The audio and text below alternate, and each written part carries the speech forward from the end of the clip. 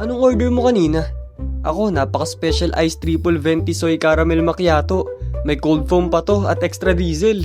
Triple 20 lang. Subukan mo tong Nitro Cold Brew with Cinnamon Almond Milk Foam ko, Toto. At may bland espresso shot pa to. Yabang. Ikaw, Selly, anong iniinom mo? Gatas.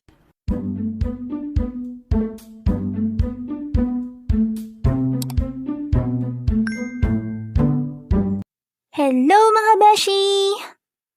Nakakahiya pero aaminin ko na nga, kahit malaki na ako, meron akong sikretong inumin na hindi ko kayang bitiwan. Hindi yun kape, hindi rin Milo, kundi gatas! Gatas nga mga beshi. Gatas ang bumubuhay sa sistema ko. Gatas din ang dumadaloy sa mga dugo ko. Char! Pero teka, hindi pwedeng wala kayong sagot.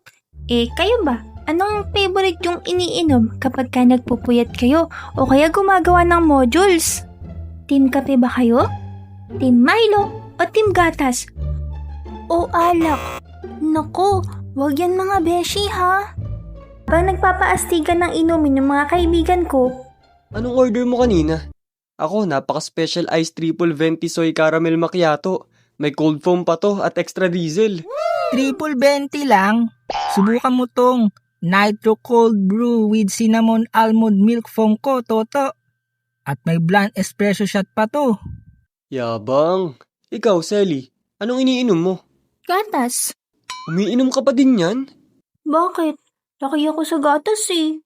Ayun, ako, umiinom pa rin ng gatas. Pero, paano nga ba nagsimula ang obsession ko na ito? Nagsimula ang pagkahilig ko sa gatas nung maliit pa lang ako. Alam niyo naman syempre kung sino ang pasimuno, edi ang aking dakilang, Mama! Sabi ba naman niya? Oh, inumin mo ulit yung gatas mo ha. Ubusin mo ulit yan. Kung hindi, lalaki kang maliit. Lalaking maliit? Huwag kang puro laro. Ayaw mo naman sigurong pagkamalan kang elementary, no? Pagtungtong mo ng higher grades. Ayaw po. Siyempre, maliit at bata pa lang ako nun, kaya naniwala ako. Kaya, walang gabi nun na hindi ako umiinom ng gatas. Halos tunggain ko na nga yung mga gatas para lumaki ako at tumangkad at balang araw maging Miss Universe. Tapos, dagdag pa ng lolo ko nun, pampaganda pa daw ng kutis ang gatas. Spoiler alert!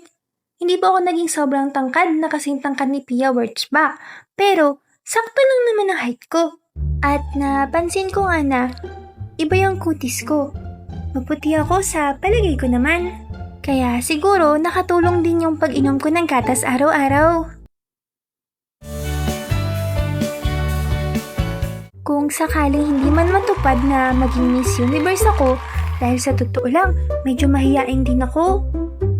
Naging comfort food ko na rin papakit at ulamin at inumin ang gatas. Lalo na kapag ka napagod ako o wala akong magawa. Tama ang narinig nyo, inuulam ko nga ang gatas. Kapag ka minsan hindi ako tinira ng ulam, diretso ako sa kusina at naghahanap ako doon ng pwedeng ulamin. Minsan toyo o kaya suka. Minsan kape kaso tinitimpla pa. At pag nakita ko yung gatas, ay wala nang pagtatalo. Gatas ang the best. Ibubuhos ko na yan sa kanin ko tapos lalagyan ko ng asukal. Kapag ka sinubo ko yan, ay favorite ko yan, sobrang sinap. Mga beshi, sumasali talaga ako sa mga beauty contest. Next time, ichichika ko sa inyo ha. Ang mga naging experience ko. Pero ngayon, back to story! Naaalala ko yung kwento ni Lolo kung paano niya kunin yung gatas noon. Ito yung may sinabi sa akin ng lolo ko. Nakita niya kasi ako noon. Nagtitimpla ako ng gatas na powder. Alam naman natin na mga matatanda, laging may noong panahon namin. Noong panahon namin, nako, pagkagising namin, didiretso kami sa baka. Pipigain namin yung sariwang gatas ng baka. Yun ang totoong pampalakas ng buto. Hindi katulad niyan, may kasama ng asukal. Puro pulbos na lang yung iniinom nyo ngayon. Trivia time!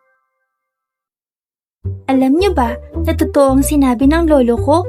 Dahil ang gatas ay nagtataglay ng calcium na nagpapatibay ng buto at ng ngipin natin. Totoo rin na nakakatulong ito upang tayo ay tumangkad at lumakas. But wait, there's more! Ang gatas ay kaibigan din natin kapag tayo nakakain ng sobrang anghang na pagkain na imbis na tubig ang inumin mo ay gatas na lang dahil nagtataglay din ang gatas ng casein. Isa yung special protein na parang sabon na nagtatanggal ng anghang sa loob ng bibig natin. Kaya mga beshi, uminom tayo ng gatas! Ayun! Thank you po sa nakakalab natin kay Beshi Kababalaghan at kay Beshi Japan Animation. Next time po makakakalab ulit natin sila sa susunod ko animation. Abangan nyo ha! Kaya sa mga hindi pa nakalab and subscribe, mag-like and subscribe na. Bye-bye! Keep safe! Thank you!